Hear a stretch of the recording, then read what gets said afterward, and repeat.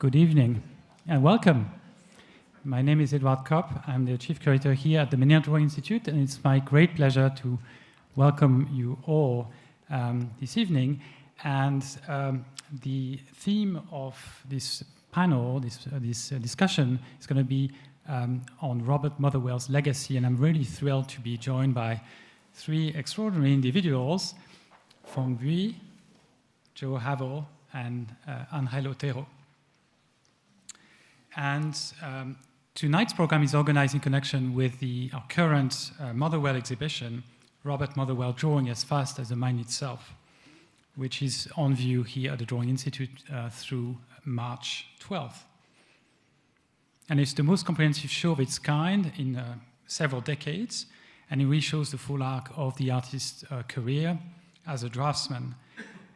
The exhibition is organized in conjunction or in collaboration with the Daedalus Foundation, and it celebrates their recent publication of Robert Motherwell Drawings, a catalogue raisonné, two-volume publications devoted to Motherwell's drawings. Copies of the catalogue raisonné, as well as our own exhibition catalogue, are for sale at the Menil bookstore. And as always, all Menil public programs are free and accessible to all, and future events are listed on our website, so please go and check these out. And I have to say that the next and final Motherwell-related event will be on February the 9th. We'll have a keynote lecture by British art historian Edith Devaney, who will place the artist in the context of his wider career and of his period. And before we get started, just a few practical things. Please silence your mobile phones if you haven't already done so. The conversation will last for about an hour or so. And after that, you're all invited to join us for a drink outside this door. Also, we'll keep the exhibition open until 8:30, so go and see it again if you would like. The program is recorded and it will be made available on our YouTube channel in a few days. And now I'd like to introduce our participants, starting with Phong. So Phong Bui is an artist, writer, and independent curator. He's the co-founder and tireless publisher and artistic director of the Brooklyn Rail, a free monthly art journal of arts, culture, and politics. It has 3 million readers, and it has become an indispensable cultural resource whose relevance extends way beyond New York. Phong is also the publisher of Rare Editions. He has curated over 50 monographic exhibitions and a group show since 2000, including the first anniversary commemoration in 2013 of Hurricane Sandy, Come Together, Surviving Sandy, Year 1. And he has currently a show on view at Great Star Gallery in New York. It's an exhibition titled Symphonies and Meditation, and it's a show of portrait drawings featuring many art world figures, activists, thinkers, but also abstract meditations, also in the medium of drawing. Havel lives and works in Houston, Texas, and also in Menerbes, France. He works primarily in drawing and sculpture, and his work is rooted in an exploration of the quotidian, and also it evokes open-ended visual poetry. He was the longtime director, over 30 years, of the Glaser School of Arts and the core program at the Museum of Fine Arts in Houston. His recent solo exhibitions include Parrot Architecture at Dallas Contemporary, Joffs at Asia Society Houston, Flight Paths and Floor Plans at Talley Dunn Gallery in Dallas, and then Parrot Architecture at Pazda, Hiram Butler Gallery in Houston. He had a 10-year retrospective of his work at the Museum of Fine Arts in Houston in 2006. And his work is in many private and public collections, including the Centre Pompidou, the Whitney Museum of American Art, and the Menil. Angel Otero. He was born in Puerto Rico, and he currently lives between New York, Brooklyn, and Puerto Rico. His practice is known for employing highly innovative techniques that challenge the parameters of his materials, revealing the intrinsic qualities of paint. Angel was the subject of a solo exhibition at the Contemporary Art Museum in Houston in 2016 and 17, and at the Bronx Museum of the Arts in 2017 and 18. And this was a show that was inspired by Motherwell, and it was titled Angel Otero Elegies. And he just had an exhibition at Hauser and Wirth in New York at the end of last year. So his work is in also many public and private collections, including Istanbul Modern in Istanbul, the Bronx Museum, and also the Guggenheim Museum in New York. And so thank you all three for coming. You've come, all of you, from a long way, and it's such a pleasure to be joined by such interesting colleagues, and we all look forward to hearing your thoughts on Motherwell and his legacy. And when my colleagues and I were starting to plan this event, we thought that there could be no better way to think about Motherwell's legacy than to involve artists and critics, because Motherwell was at heart an artist in many ways, but also an artist who liked to help other artists, and was also trained art historically and thought very much about his responsibility as an advocate of modernism.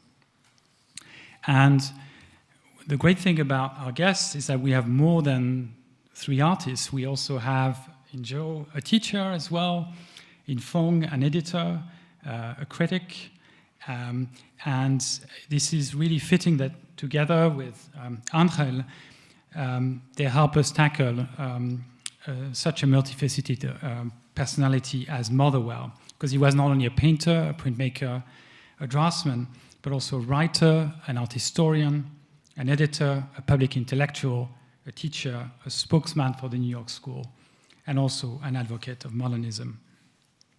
And in 1965, the year of his first retrospective at the Museum of Modern Art in New York, Motherwell remarked that, I quote, "having a retrospective is making a will."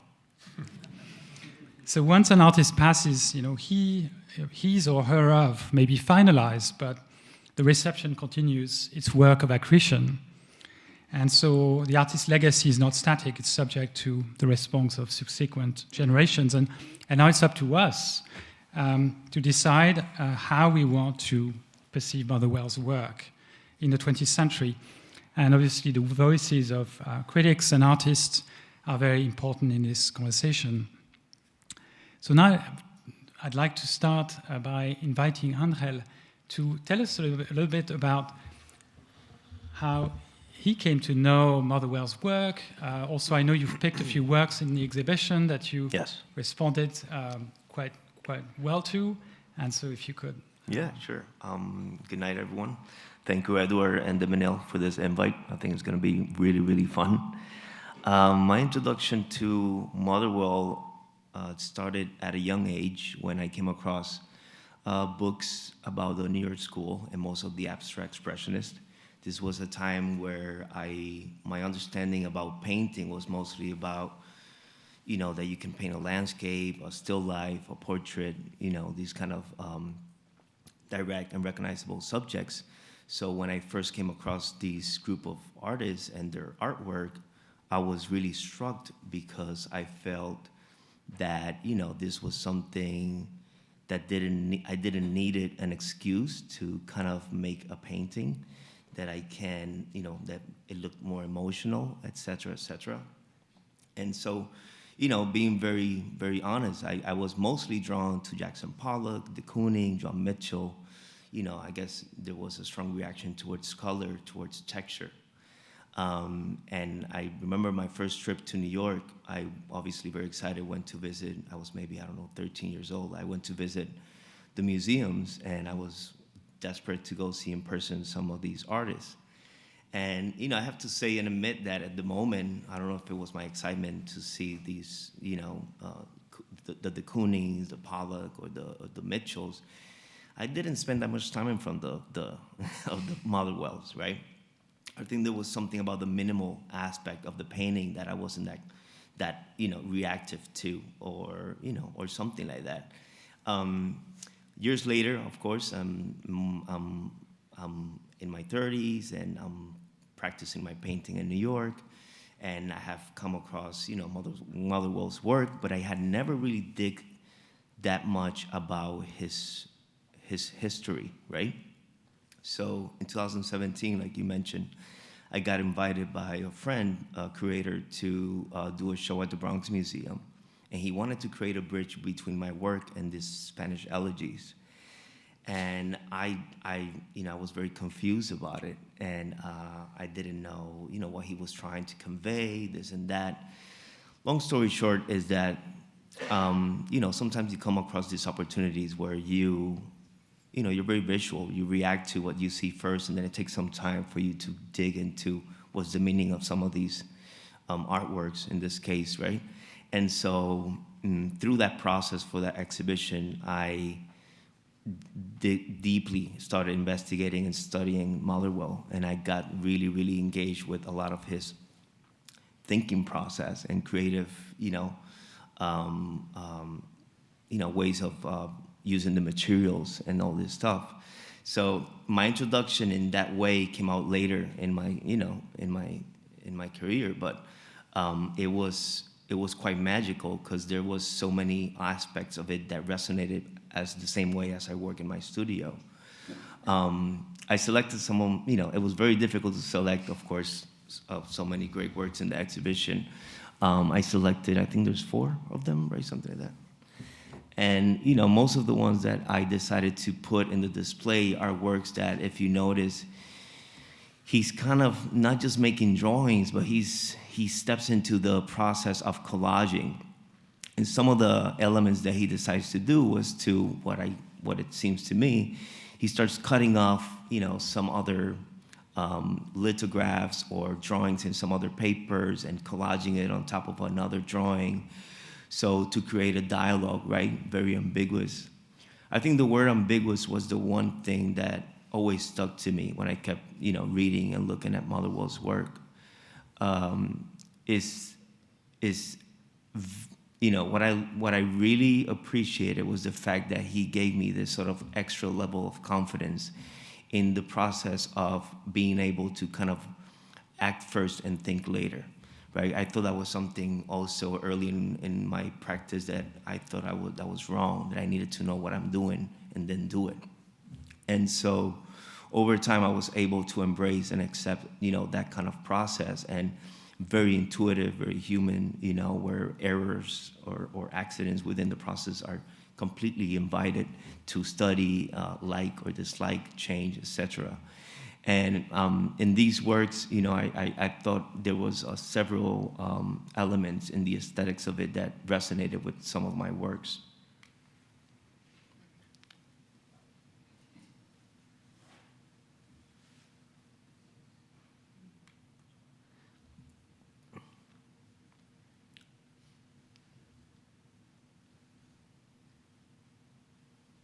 See, I really like, for example, in this work where he added the, just the composition of the book or the poem and some letters all together. There's something that I really like to do in the studio, and it's kind of keeping all these different materials or leftovers, or sometimes things that I feel they are not really working, but I don't necessarily have the intention of discard away from the environment in the studio. And I a lot of times just revisit those things, bring them back to what I'm doing, and put things over things and see how I feel about it, and some things don't necessarily give me a certain information right away, but I stay with them around, and slowly they start kind of taking a sort of meaningful shape to me. And at the same time, those things eventually resonate in some of the other works that I'm doing.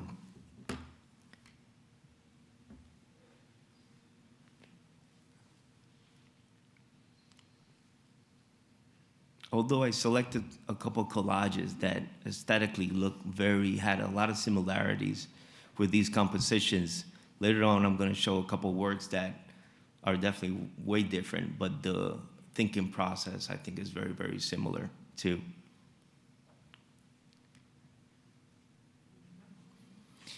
You know, when I was reading a lot about Motherwell in that time, before the exhibition, and I was trying to understand why my friend wanted to create this with the Spanish elegies, I always had a tendency to be careful with the political aspects of, my work. I tend to go from a more personal departure and from memory and materials and so on.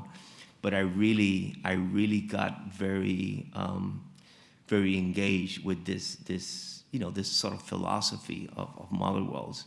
And, I had learned, not from the beginning, I think later on I started learning that, making art wasn't something about telling a story or creating a picture. It was way more about a sort of like self-search, and that, not everything was about trying to find a response right away, but rather just opening as many questions as possible. And that can be well accepted within the narrative of what you're creating in the studio. And through embracing that, I've been able to, maneuver my ideas, my impulses, my intuitive, thought with materials, with our history, with the personal in my subjects. And so, I'm very open to those kind of things. I don't try to maintain a sort of cage of like, this is what I'm doing and I need to stay in this line. I really invite all these opportunities, or sometimes just sort of confusions that I think they can also become subjects to. I put a couple pictures of my studio, and of course in my career, what I have kind of been known for in my painting is the process. And that process consists of me painting over a surface of plexiglass using oil paints. In this case, if you might recognize, we have, I took a painting of de Kooning and used it as an influence for the imagery of the beginning layers of this work. And you can see that there's erased elements in the process. And the erased elements, you probably won't recognize it, but it's actually a direct reference to etching by Picasso, right? So what I did is that I look at the etching, and then instead of drawing on top of the de Kooning, I start erasing the drawing or the etching on the wet paint. Then a couple weeks later, of course, it's oil paint, so it tends to take some time to dry. When it's dry enough, I start painting another layer on top of that surface. Let me go back. On top of that surface, and at some point, after kind of creating all these layers, what I start is a process of scraping the paint off the glass. What it does, and this connecting it again to Motherwell's, is eventually welcoming the process to create a unexpected result of the material, right? Oil paint doesn't tend to dry quick, or sometimes, depending the mediums, it will dry too much. So all these complexities of oil paint helps eventually reveal, when I scraped everything off the glass, reveal an extremely distorted version of all these layers that I had painted, right? What that does is, of course, for my excitement, it creates a sort of surprise and creates a good, sometimes bad problem, right? Because I can control it fully. And then after that, I go to a second stage because I collage it over the canvas, and sometimes I paint on top of it, or I collage elements on top of it. So what I mean by this is the whole process has an extremely openness to it of unexpected situations, right? It takes me eventually to a moment where I feel the painting being resolved, or feel I'm quite excited, and then after that, I tend to hopefully leave it alone.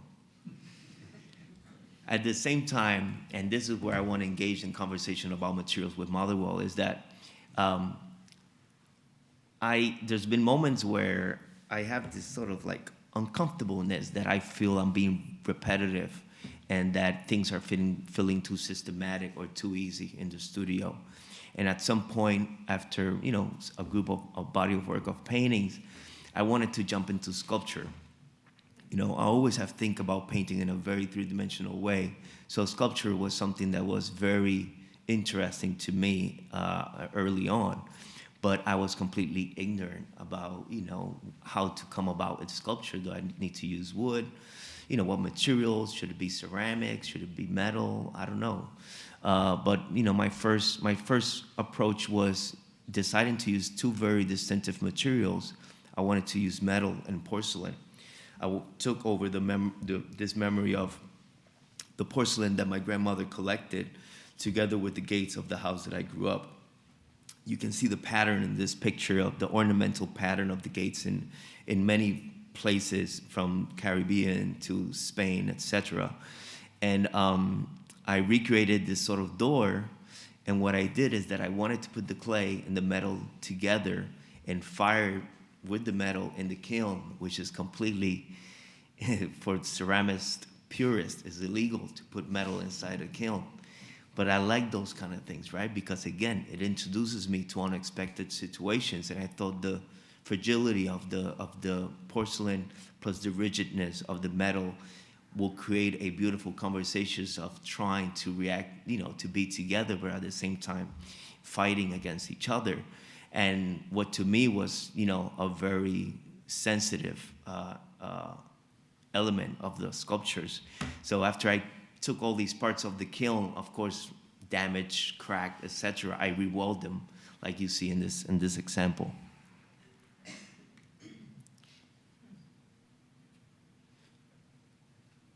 It was a very unique time because a lot of people in the art community was really expecting for me to make more paintings, and they were a bit confused about if I was a painter, if I was a sculptor, and I was just trying to go against all those expectations, just doing what I felt was right for me. This is another example of the oil paint skins where I scraped off the glass and I collaged them, and of course it looks like fabric, but it's pure oil paint, just collaged, in a sort of like folded way over the surface of the canvas.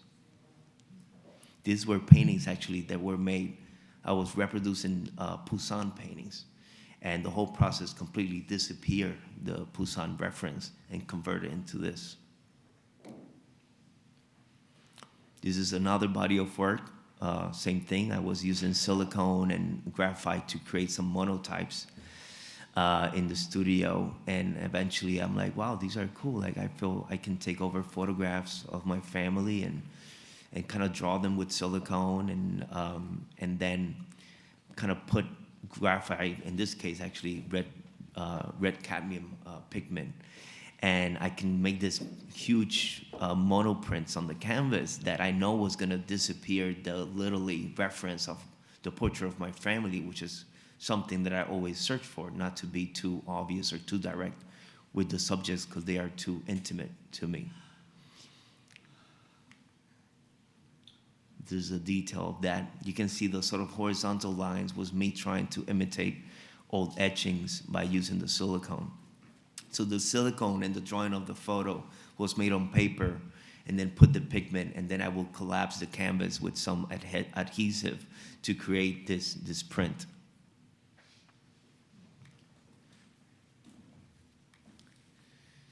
And then, to finish, this was my exhibition at the Bronx Museum called Elegies. And, at the end, of course, me and the curator were able to embrace with, using the Elegies and Motherwell as a trampoline or as a bridge, I may say, for, a lot of other subjects that I have never highlighted in my work. And, the exhibition and the body of work was made after Hurricane Maria in Puerto Rico. So, they are not, of course, direct pictures of the disaster in my island, but emotionally, having been able to see my family for a very long time in Puerto Rico and not knowing how they were for a period of time, I think that affected the process of these works. And, and of course we connected it to the elegies in that matter, in that sort of social, political, and emotional matter.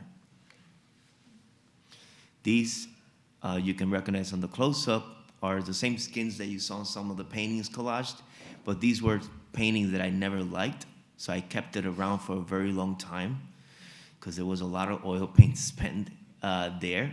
And plus, I thought it could eventually exist somewhere else, and it happened here. I decided to cut out a bunch of these sections of different paintings and wire them together and install them in the wall in a sort of tapestry manner. So I was tired of the scraping the paint, I was tired of the canvas, I was tired of the square limitations. And I wanted to, again, have a conversation with sculpture without leaving painting as a nucleus. So I took all these compositions, and when I was happy with one of them, then we started wiring them together. And as you see, I decided to play a little bit with spaces that seem more of a void or a solid color, like in this black shapes. You know, I didn't necessarily did it directly with the intention to look similar like Motherwell. I was trying to actually run away from that. But, you know, I couldn't deny that, you know, composition-wise, they were working really, really well to me. And your work was actually hanging alongside some of Motherwell's, right? Yes, in the space. Exactly. In this exhibition, we put one wall was fully Motherwell's work, including one of the pieces that is here in the show, which is Elegy to the Spanish Republic #1, which is sort of an ink that he did on top of a written poem. Mm-hmm. Yeah, that is here in the show.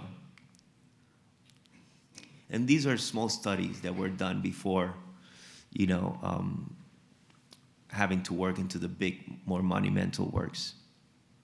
This, you can definitely see a lot of resonance with Motherwell's, and they were very intuitive, just kind of putting shapes, colors together and other type of materials and let them be, and working as, you know, very similar with automatic, you know, thinking and drawing, and just letting them be, going sort of as faster as possible and not thinking too much about them.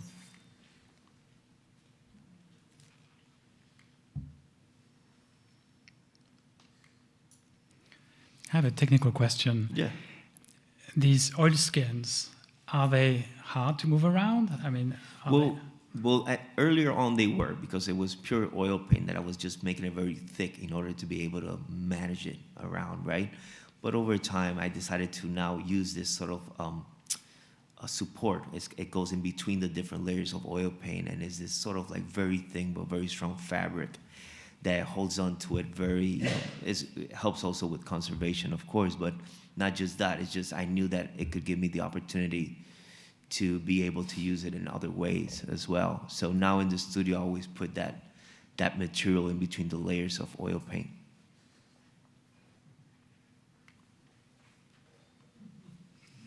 You go. So my Motherwell story. I was my introduction to art was more initially in conceptual art practices and events and happenings and so forth.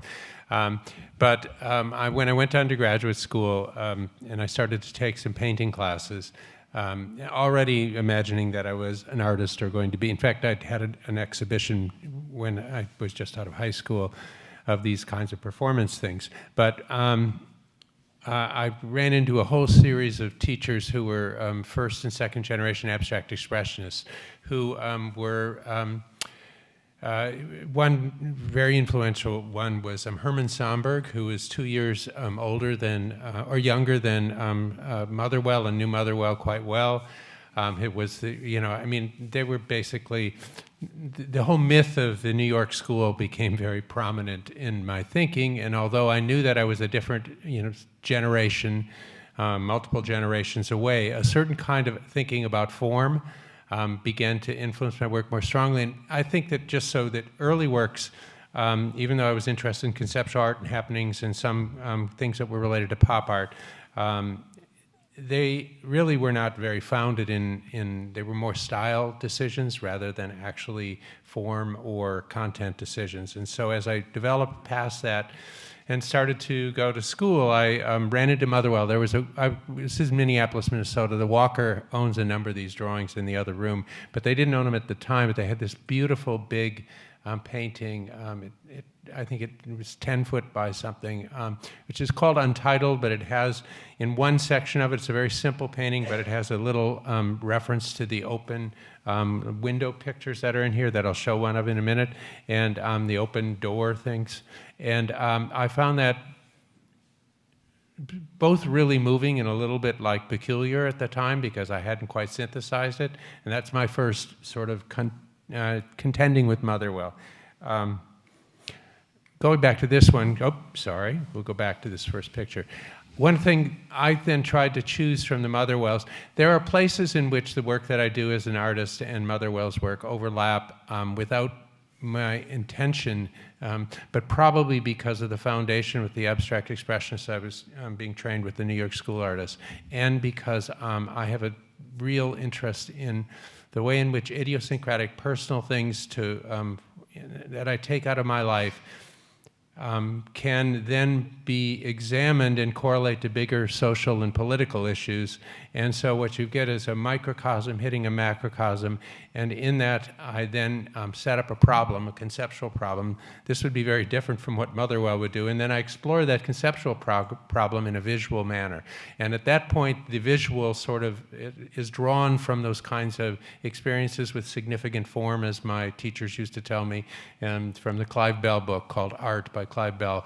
For a lot of the New York school painters, that was nearly the Bible. I mean, as much as Clement Greenberg's writings were the Bible, this is a book that was published initially in support of actually a post-impressionist painting, but it became this kind of book about that.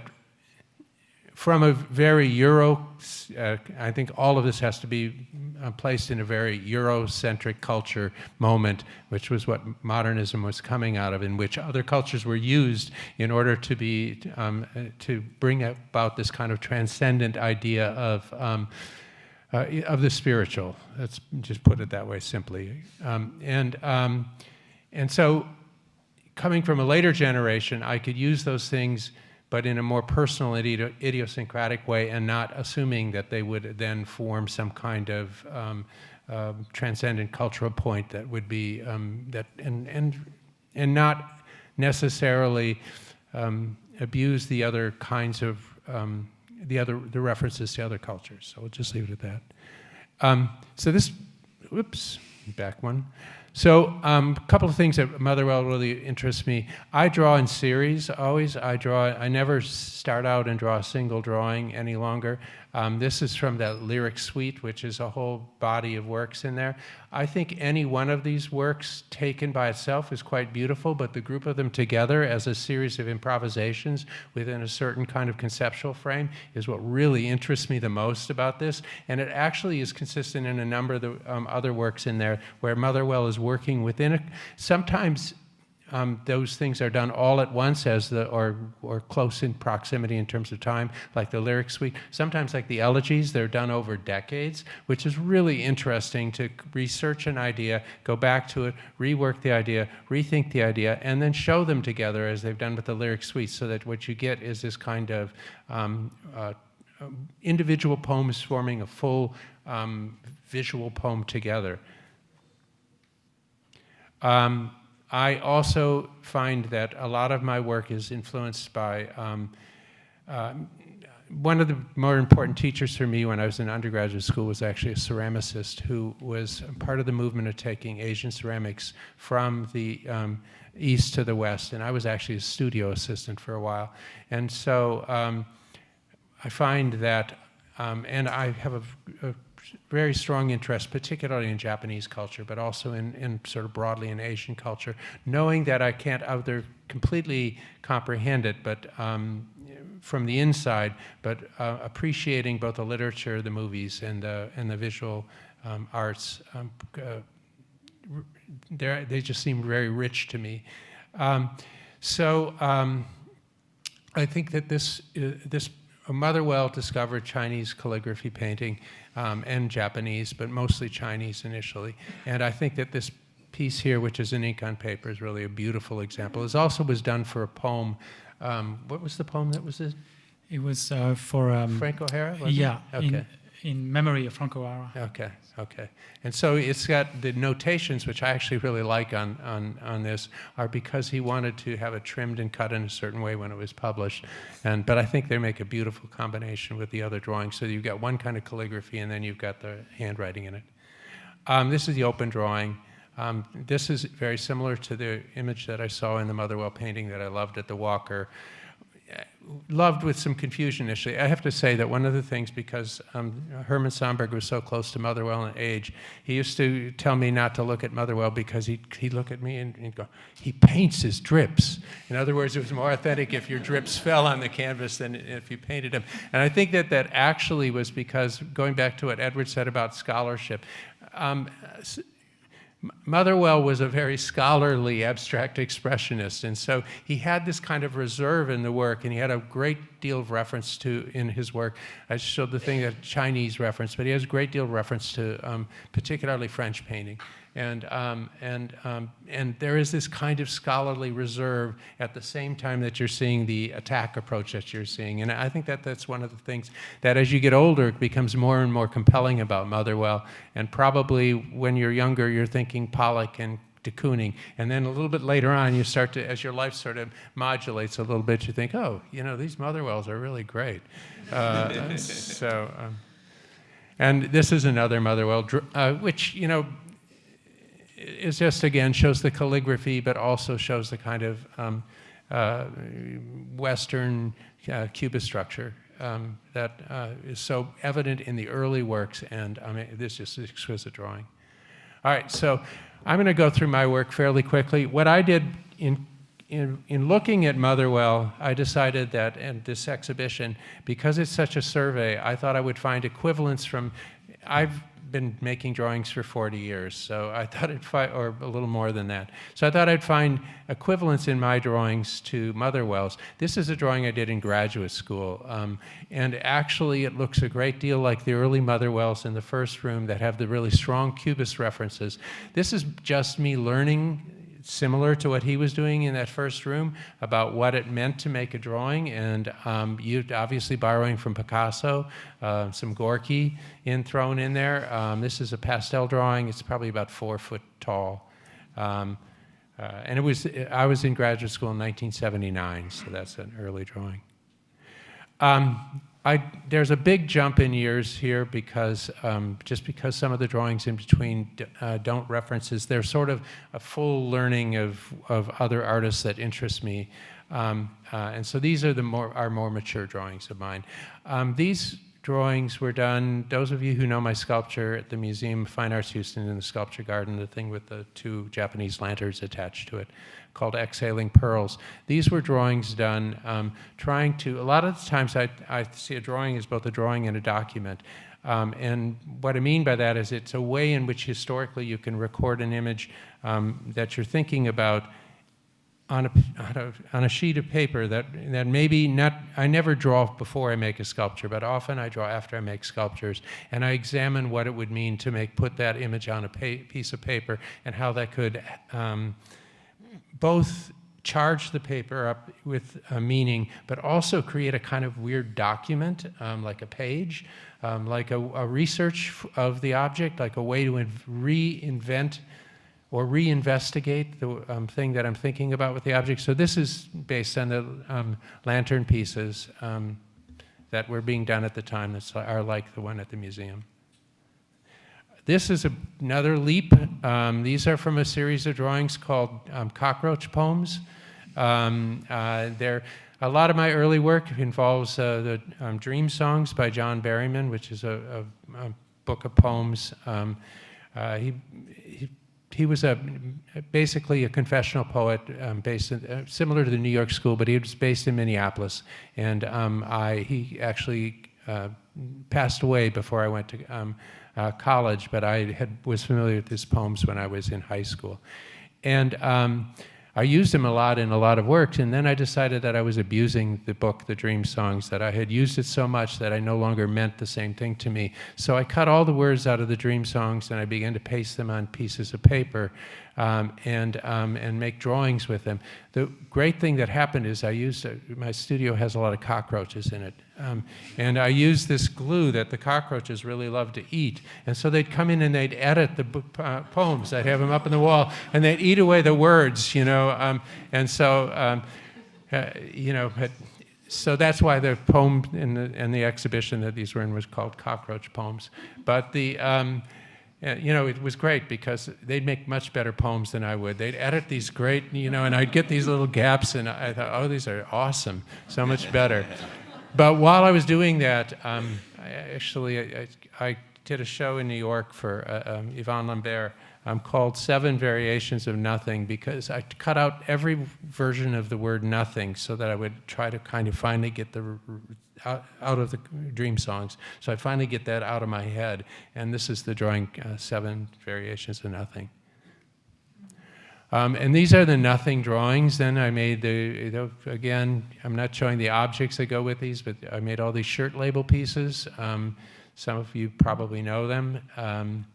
And then I decided that I would find a place that actually they were kind of modernist, and I thought when I was making the shirt label pieces I was riffing on Agnes Martin, but these shirt labels had printed on them. I had them not printed but woven, double woven silk taffeta shirt labels for men's dress shirts. I had the word nothing sewn on them because I was still trying to get rid of this poem, this book of poems. And then I realized that they not only looked like Agnes Martin, but when I pinned them to the wall, they looked like Mondrian plus and minus drawings. So then I thought I'd recover how they could go back to being Mondrian plus and minus drawings. And so this is plus or minus nothing. I spent a couple weeks. I had to leave my house for a few weeks, and so I moved into a hotel room for a few weeks. And I just read the Wind-Up Bird Chronicles, which is a Murakami book. And I had this portfolio of rice paper, and I spilled some ink on the edge of it. And so it was like 100 sheets of rice paper, and every one of them had some kind of stain on it. Which, if you read the Wind-Up Bird Chronicles, what figures prominently in it is the central character passes through the wall of a well, and when he comes out on the other side, he has a stain on his face, and that stain is incredibly powerful. And so I started to make all of these drawings that were about this stain, and my goal was to make 96 of them. And one of the reasons I put these series of drawings in, again, I tried to find drawings that had touched on some things that Motherwell does. Because they're rice paper and ink, they buckle. Okay, and I was really interested in making a very simple drawing in which the ink would actually buckle the paper, and you get all these kinds of folding and rivulets. And at that time, of course, a lot of my sculpture was fabric or bronze made of fabric that looked like that was made into bronzes. And so it sort of went with this kind of idea of them puckering and so forth. And this leads, actually, these are 2 of them. You see the puckers more prominently here in this picture, and the stain down at the bottom there, which came on every one of them to some degree. I made the other thing I wanted to do is for various reasons, it wasn't a pleasant time to have to leave my house because there was something that had to be done to it, that there had been a disaster. So I made 96 of them, because I've always loved this song, 96 Tears. So I thought, okay, I've got stains and I've got 96 tears. That's a way to start to work on it. That leads to the drawing that is here in the Menil collection.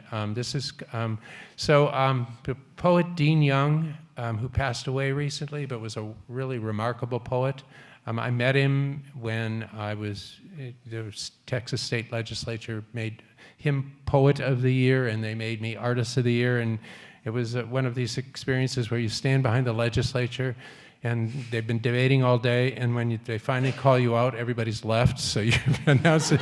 So, I think one legislator was there, still there going, congratulations. And I think nobody else was there any longer. I think they'd been debating. It was actually just after Wendy Davis had done the whole thing where she stood up and went on this long, hours and hours to filibuster the legislature.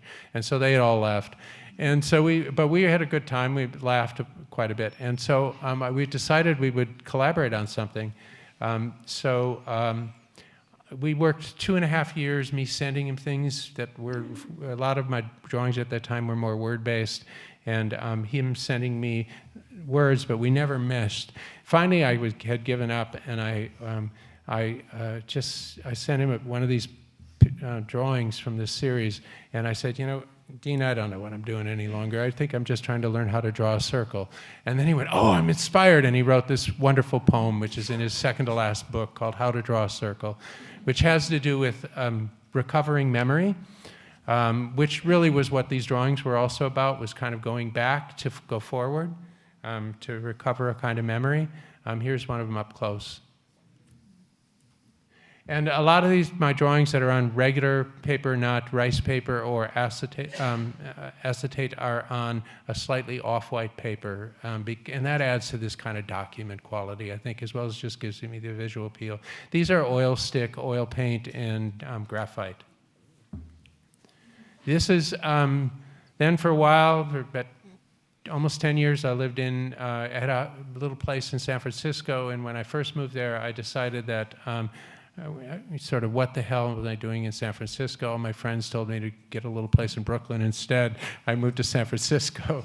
And so I was like, oh, what am I doing here? So every time I'd show up, I would go down to the local flower shop and buy a flower and draw the flowers just to find, it was sort of a GPS, it was like, where am I?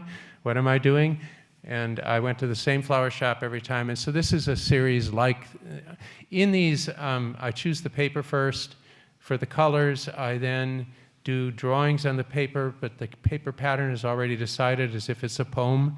And then, so you can see the variations. Same thing for how to draw a circle. And then if I don't like one of the drawings, I replace it with another one on the same color paper until I get a set of them that speak to each other in a certain consistent way, in which they have this kind of tension, but also this kind of linearity in terms of the way they could be possibly read. So, all right. So that brings me to fairly recently. These drawings are part of 8 or 9 drawings.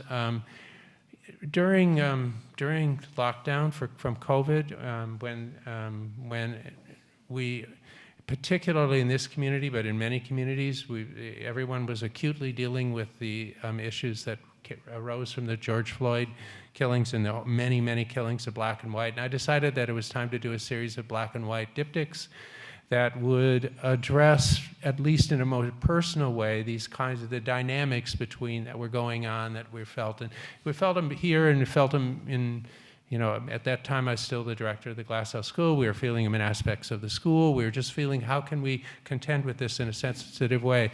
And I grew up playing in music and music in Minneapolis, and I grew up in what I thought was a very multicultural situation. I played with people who played in Prince's band, and I thought I had a multicultural, but it made me decide that I needed to look really carefully at myself and at my circumstances and at how I operated within this system of politics. So that was why I did these drawings. And there's maybe, I don't know, there's quite a few small ones and then some really very, very large ones, like maybe 6 feet tall and 12 feet across or something. This is also put in because this is oil stick, and I intentionally allowed the oil stick to bleed to form the halos around it, which is something that Motherwell does in the show in there, which I think I really appreciate. I've done that on a number of drawings, but this one was a really obvious example. All right, so now this brings me to where I am right now. I no longer have the place in San Francisco as about 4 years ago, and I have a little place in France, and there's this artist who was in Menerbes. There was a show in Menerbes of 4 artists. Dora Maar, who has had her house there. Nicholas de Stael, who had a house there as well and did the majority of his paintings there, even though he was only there for like a year and a half. But just shortly after that, he killed himself. So it was, and then Jane Eakin, who was an American artist who was there. And then this artist by the name of Joe Downing, who was also American, who was a GI in World War II, and he was stationed in Europe, in Paris, in France, but he was gay, and so he decided that he would that he could not return. He's gay from Kentucky, and it was 1944, 45, and he decided that he could not return to the United States and it would be actually technically he'd be illegal to if he was outwardly gay in the United States. So he stayed first in Paris for a couple of years and actually had a show at the Louvre, which I didn't know until I was doing some reading recently. And then he moved to Menerbes, and he sort of disappeared from the history completely. But in that show, I thought there were, the Nicholas de Staels are beautiful. The Dormar paintings, it was a painting show, were quite lovely. I wasn't so fond of the Jane Eakins. But the best paintings in there were the Joe Downings. They were stunning. I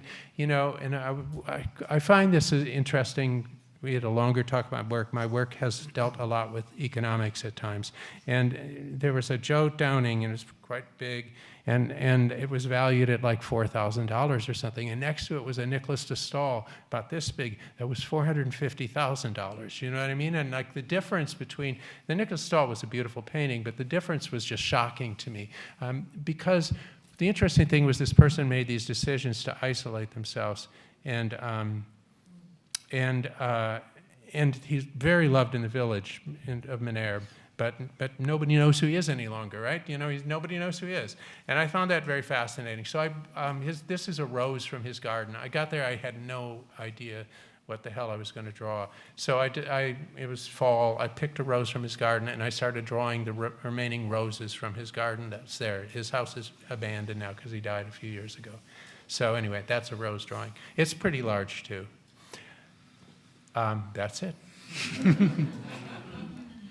Thank you, Joe. It is striking how, showing us examples that really sometimes look like quite close to Motherwell. I know.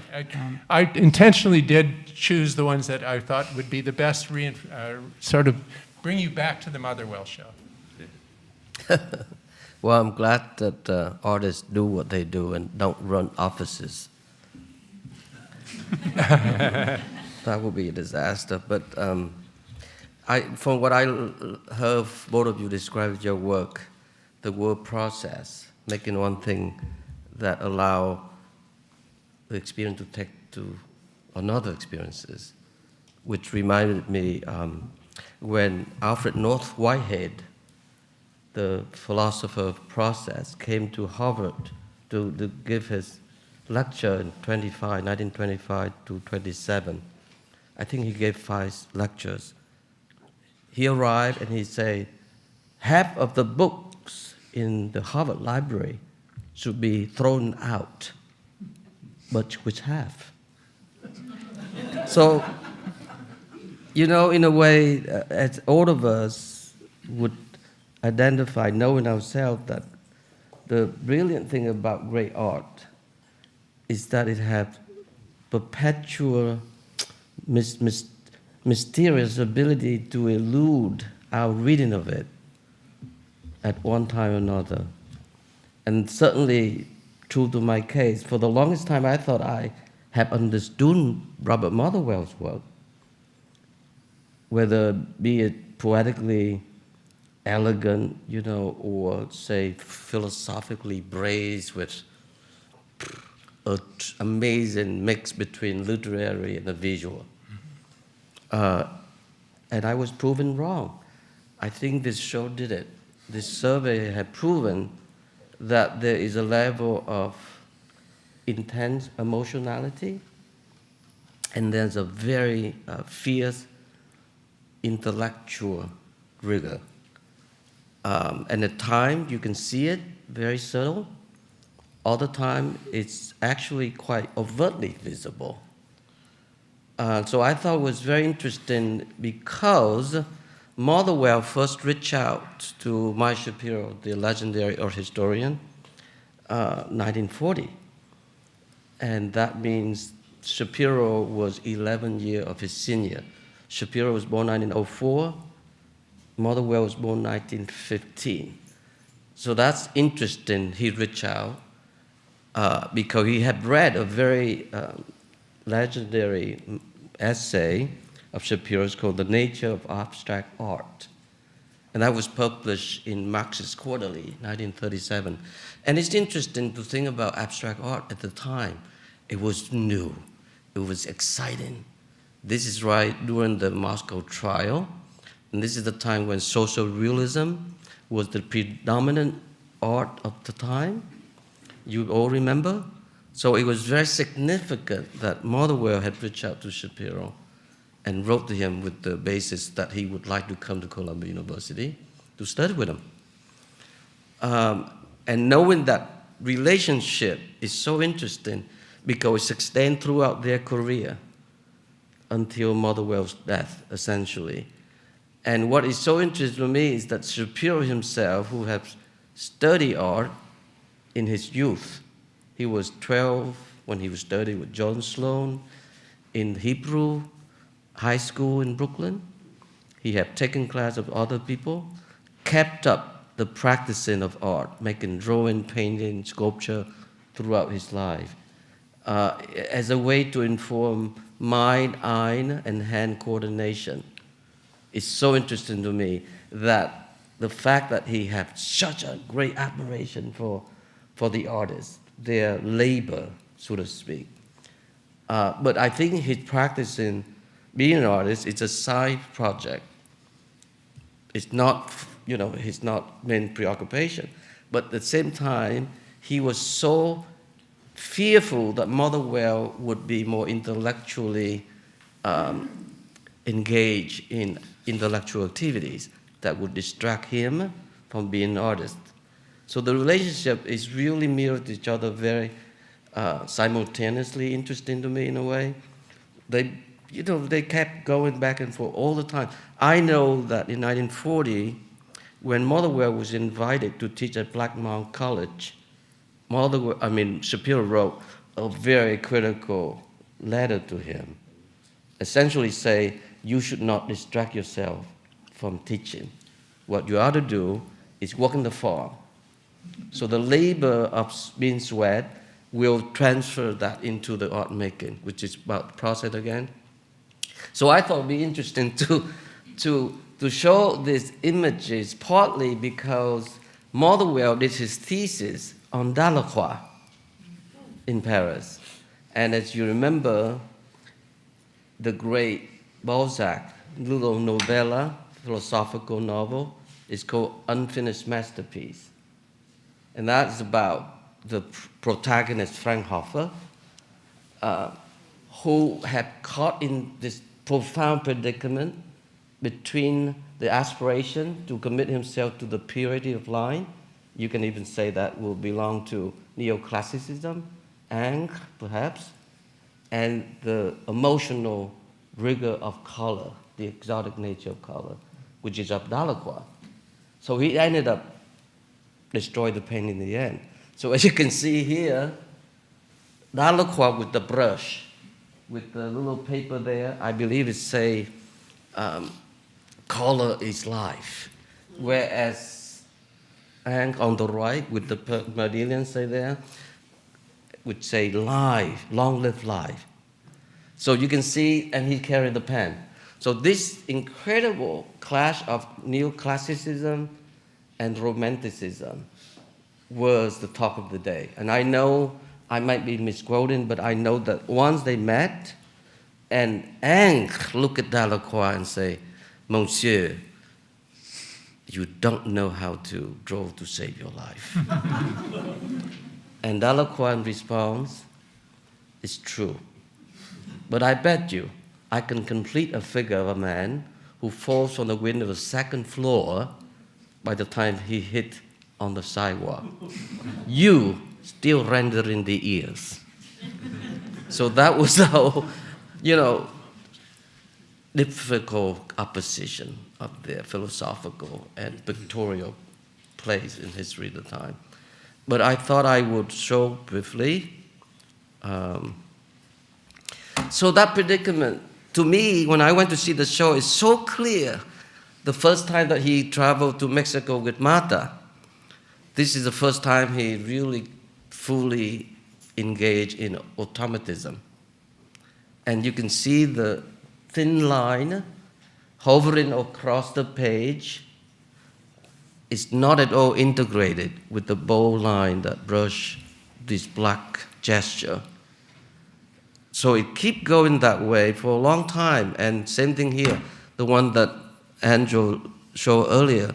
It's not quite the same way, but when you look at it more carefully, you see that. You see, for example, the kind of doubling of imagery play out through time, take form differently, parallel, or double image and whatnot. You see the two circles, one cut out and placed on top of the drawn one bottom. Similarly, you can say about the blob, the ink blotch, the black one, in that rectangular is pasted over the other rectangular, right behind him.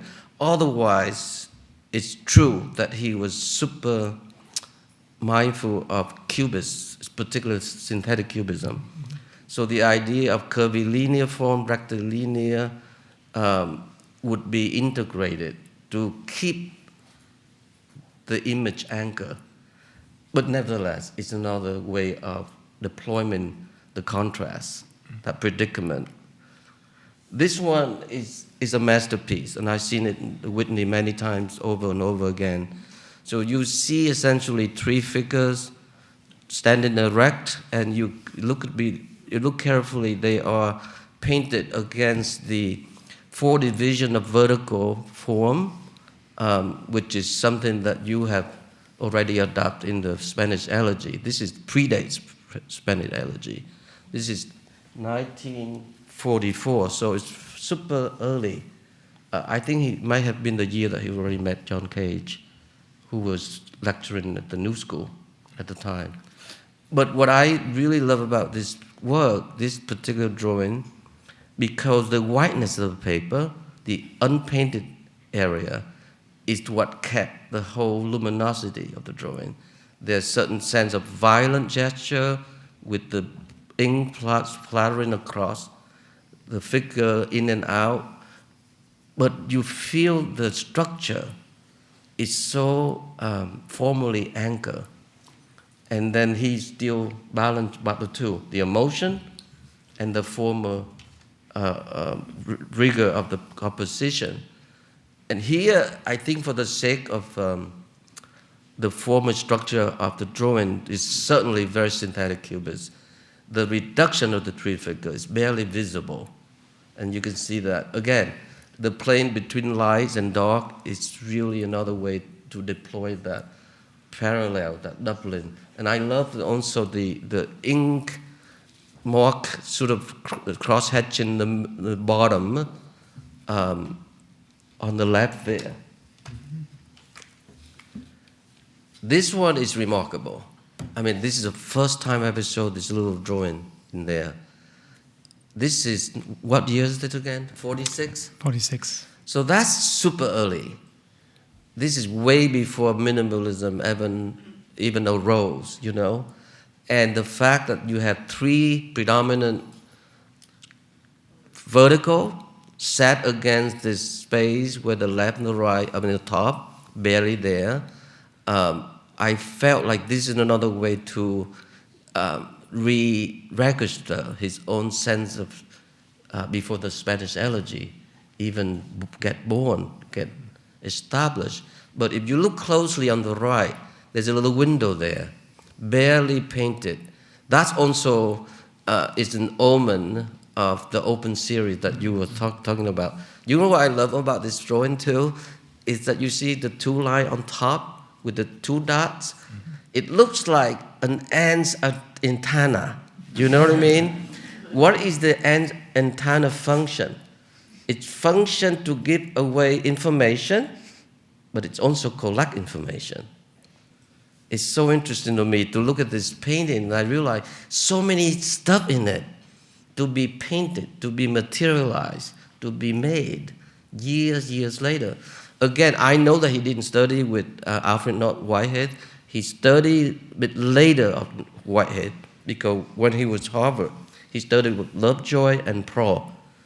It's too long a story. We'll talk a bit later. But, this is another interesting example of why Motherwell was so interested in art historical, literature, philosophy, as much as poetry, and everything else in between. So word and image.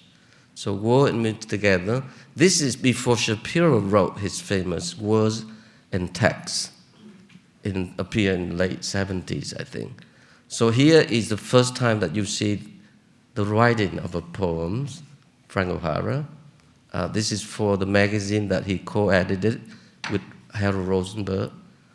What year was this again? I can't see. 1948. 48. So that's a very interesting time, because that was the year that de Kooning had his first show at Charles Egan at the age of 42. It's a time that he's about to also join the gallery. And given the fact that he was born 1915, he didn't make serious art till 1945, I would say. So it's very compact, the rate of his maturity. I was very taken by, many times I've seen this, but every time I see it, I see how it generates more and more cumulatively through process. And this drawing is very also particularly amazing. It's an imperfect square.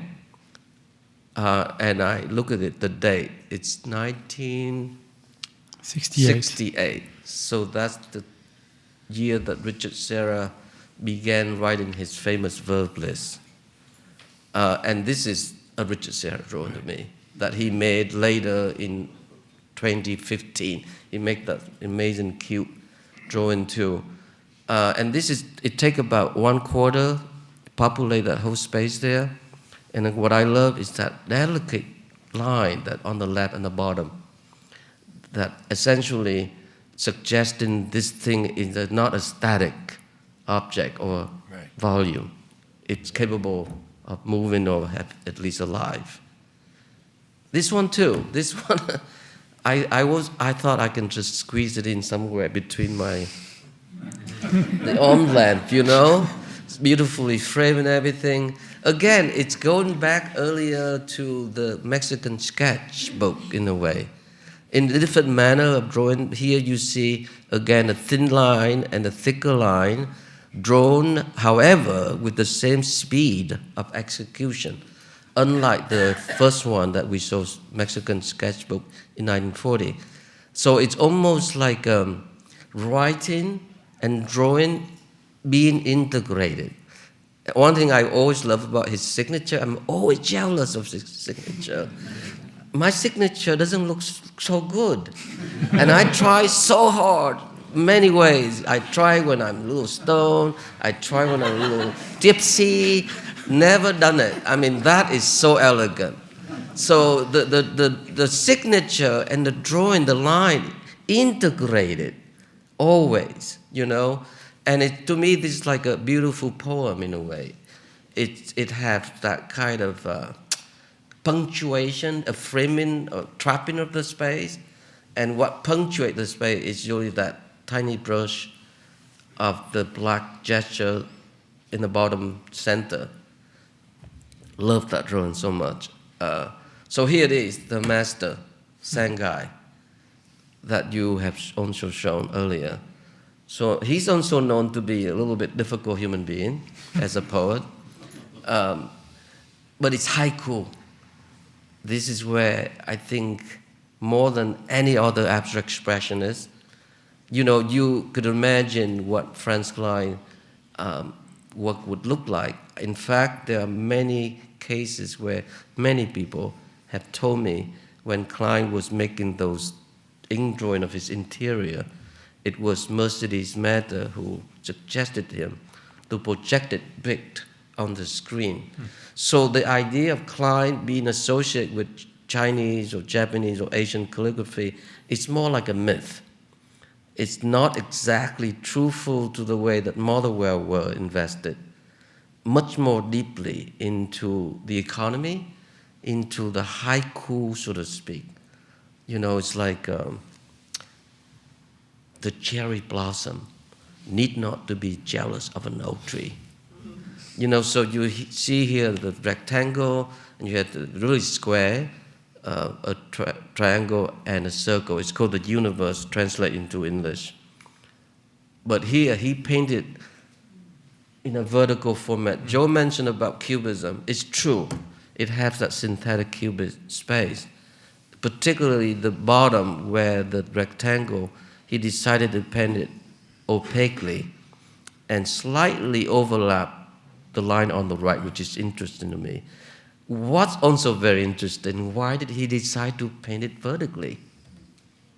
You know, I don't know. I think it's something that we ought to think about. Can you imagine the image of Christ on the cross? He's vertical. He has sense of gravity. He's super sexy, half naked. He's suffering. And you imagine the image of Buddha meditated on the ground, horizontally. There's no drama. He's trying to reach nirvana. And what is nirvana? Not being there whatsoever. So I think to me, the decision to make it vertical revealed that he's struggling to understand Zen Buddhism.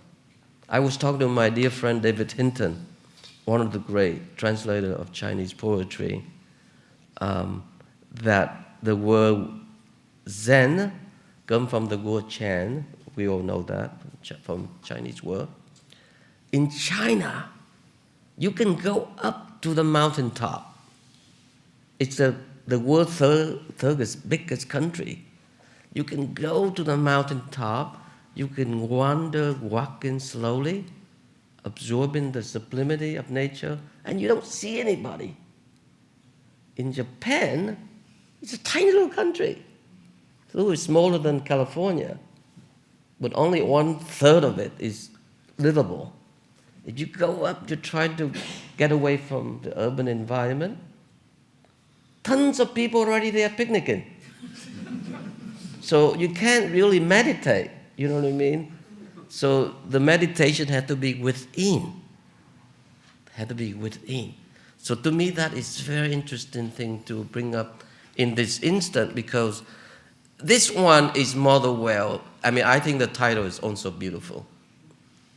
Drunk with Turpentine. Right, Angel? Yeah, that was a beautiful title. Yeah, I mean, it's really amazing. And this is like the triangle get caught up with such frantic energy, such extreme anxiety, trying to break out that confinement. And finally, he broke out. He broke out. And to me, this is like it's letter M. It's Motherwell. And yeah, and it's well, I would like to bring that home too. But wherever it is, I think that the you know, it's because of the fact that he also was interested in everything.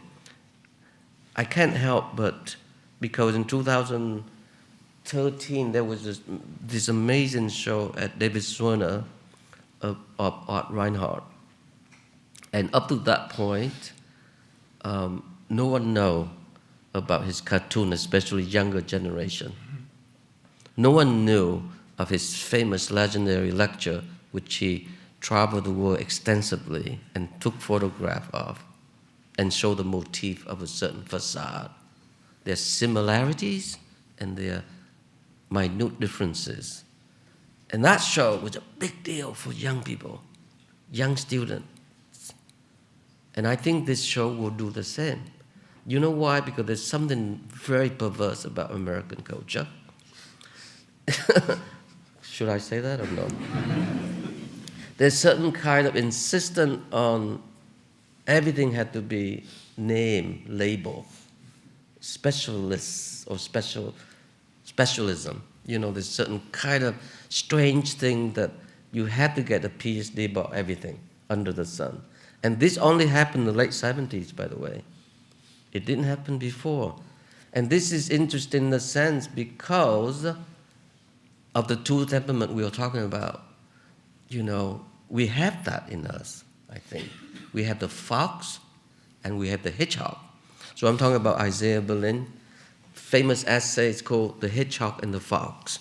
Some of you might have read it because it was included in his famous book. It's called Russian Thinkers. That was published in 1977. The hedgehog and the fox is really meant to be an intellectual exercise, but people took it seriously. It was Berlin's attempt to study the two artistic and philosophical temperament of a person. Let's say the hedgehog belongs to those who can consume, absorb everything, but it had to be processed through one single lens. Whereas the fox, to whom the world cannot be boiled down one vision. So then he gave some names, The hedgehog would be Plato, would be Dante, Pascal, Hegel, Proust, and a few others, whereas the fox would be Aristotle, would be someone like Montaigne, and others, Joyce for sure. But then he called out that Tolstoy is somebody who caught in between. Tolstoy had the aspiration of the fox, but the belief of the hedgehog. It's so interesting. I think Robert Motherwell is Tolstoy. So that's it. Thank you.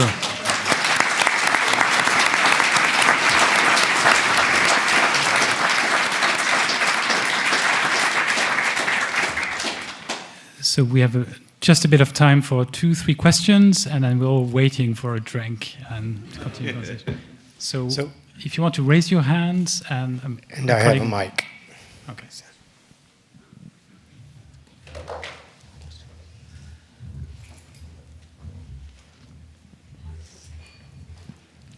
Any question?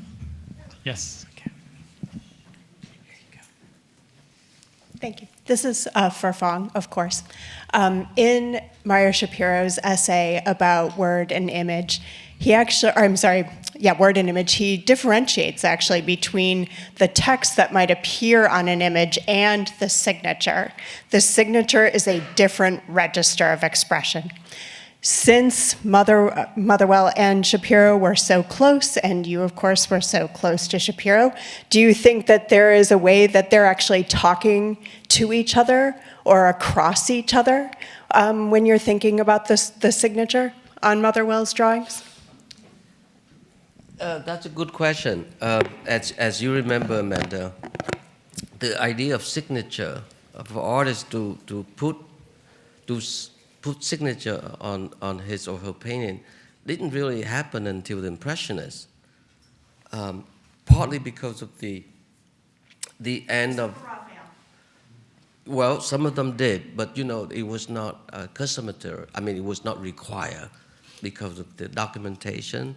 It's from the master handed down to the student, and then all kind of things get involved in paperwork. But no, I don't think the idea was Shapiro, when he wrote that, it was more about a way to open up possibility.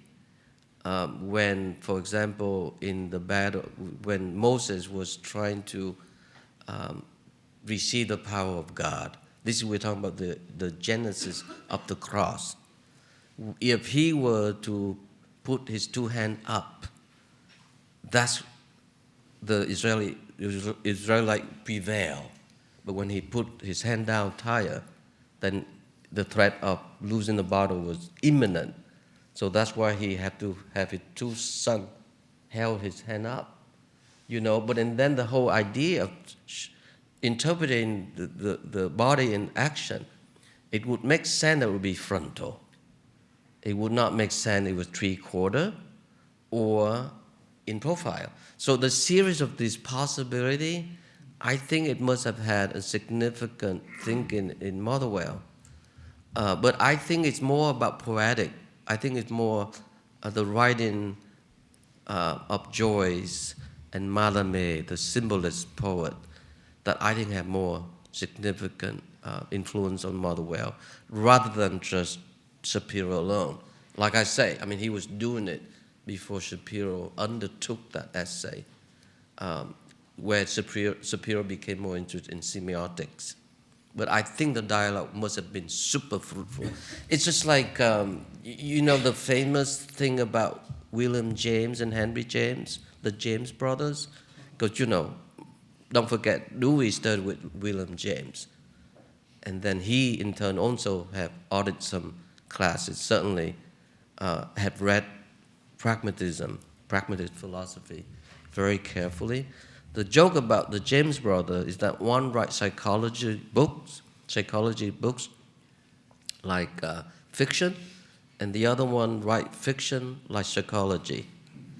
You know, so it's always this interesting, I don't know, it's almost like a dialectic way of thinking about things. And I think dialectic is actually very important, not to mention John Graham's famous book of 1937.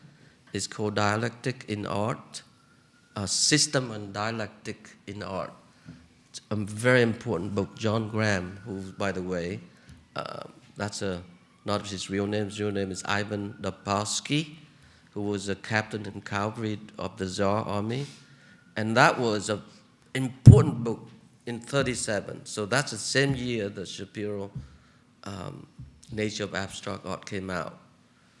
And I think if you remember, that book had a significant influence on Pollock, on Gorky, and certainly on also even the older Stuart Davis. It was a very influential book, very influential book. I don't know, did that answer your question?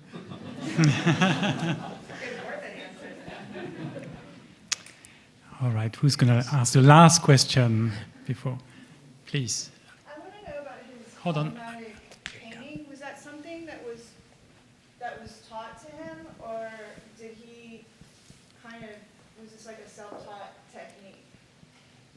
Like Motherwell's automatic painting? It's a question like for you. automatic writing style? So he was, as he said, with Mata, in a matter of a few months in Mexico, he got the equivalent of 10 years of training in surrealism, and automatic drawing practices is something at the heart of art making in surrealism, and that's the main thing he got out of it. And that really starts, I think, in essentially 1941, but he keeps it throughout his career. Certainly in the second gallery of the show, there's some works from the late 50s, which he calls automatisms. But basically, the process of letting go, letting the mind and the hand go, is something he keeps until the end, because he's interested in the agency of gesture, of the materials, the role of chance. But he also painted his dot splotches, which is really interesting observation. Quite. And also, automatic drawing is rarely purely left to automatism. There's generally a second stage that is more like conscious. It's just that the departure, the beginning, is tapping into the psyche, but it doesn't exclude a secondary, more conscious process. So, Yeah. Which can happen in the drawing or in the editing. Because, when you're working automatically like that, you don't keep everything, I mean, you were talking about it in your paintings. Yeah. There are some things that, if you're working as spontaneously as Angel's working on his things, you don't keep everything. True. Yeah. And a quick question for you too. If you had to pick one thing that, if you wanted to tell a young artist, look at Motherwell, what's the main thing you'd like them to take out of the experience? Well, I think is that self power of confidence, of letting things be, of be intuitive, and and trust your reaction to something. Because sometimes, young artists might get a little bit stuck overthinking something, and they have an expectation that this has to be this way, or this way. So I think opening the window towards all these different possibilities, being part of what they are and what they want to be, I think it's very, very important, and I think it's a strong element that Robert Motherwell showed to all of us. I think it's the balance, and actually it's something that you were referring to, between the spontaneous and the intellectual side. He was a scholar, and actually when you look at those and you compare them to a Pollock or something, you actually get this studied sense that, and so it's this interesting tethering between the urge to be spontaneous, or the cultivation of the spontaneity, and then this kind of intellectual position that he's occupying, and it's that kind of balance which I think makes him pretty unique. And that's a tough balance. A lot of people, you're teaching at a school, a lot of people want to paint quickly and spontaneously without much consideration, and I just think that measure is pretty interesting. It creates a tension. Yeah, and that tension, it's immensely ambitious in Motherwell's case, because we barely opened up talking about his role as an editor, as a writer, as a publisher, and everything else too in between. But the relationship to poetry is super important. Again, it's like no one paid the poet to be a poet.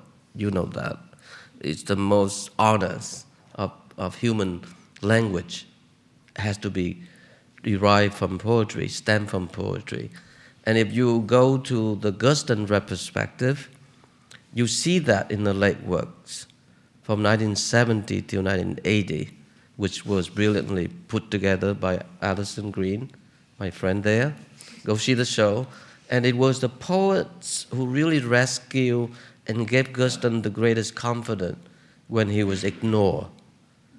So there's a different kind of mediation altogether in the case of Motherwell and the case of Guston. But still, they belong to that milieu, where they believe the journey has to go through the series of deep self-examination. And that entails suffering. That entails sometimes people don't understand what you do whatsoever, and I think, again, I go back to the beginning, that's the power of art. It can resurrect itself and make it believe in everything what it's promised to do.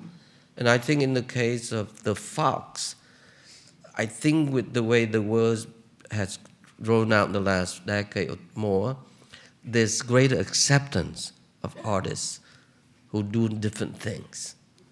I'm a good example of it. People don't torture me like they used to 20 years ago.